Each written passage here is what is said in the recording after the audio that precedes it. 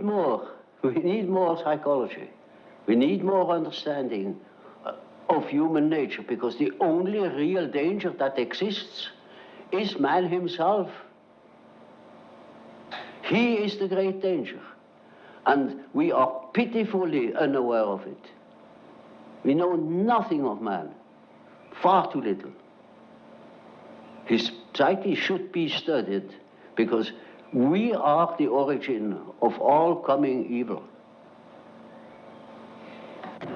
Well, does man, do you think, need to have the concept of sin and evil to live with? Is this part of our nature? Well, obviously. And of a redeemer? That is an inevitable consequence. This is not a concept which will disappear as we become more rational. It's something which... Well, I don't believe that man ever will deviate from the original pattern of his being.